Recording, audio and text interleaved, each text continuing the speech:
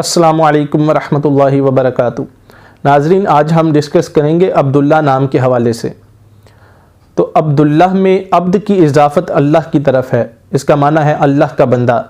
حضور نبی کریم رؤوف الرحیم صلی اللہ تعالیٰ علیہ وآلہ وسلم نے ارشاد فرمایا کہ اللہ تعالیٰ کے ہاں تمہارے ناموں میں سے سب سے زیادہ پسندیدہ نام عبداللہ اور عبد الرحمن ہے۔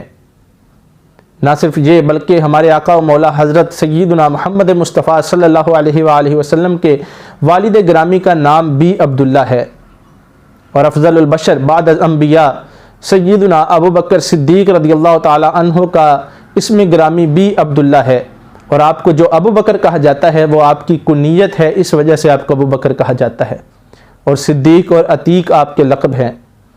اور حضور نبی کریم صلی اللہ علیہ وآلہ وسلم کے 3 بڑے فقہائے کرام، ان کا نام بھی عبداللہ ہے، جو کہ صحابہ کرام بھی ہیں۔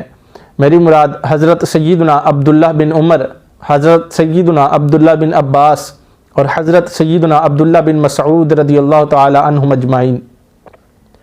تو جہاں پر حدیث شریف میں اس نام کی فضیلت آئی ہے اور اتنی بزرگ ہستیوں کا یہ نام ہے، وہیں پر یہ بھی یاد رہے کہ اس نام کو بگاڑ کر لینا ناجائز گناہ اور حرام ہے، کیونکہ عموماً ہمارے ہاں عبداللہ نام کو بگاڑ کر لیا جاتا ہے، اس کی تصغیر بنا لی جاتی ہے، ایک مخصوص شکل بنا لی جاتی ہے اور اس کے مطابق اس نام کو لیا جاتا ہے۔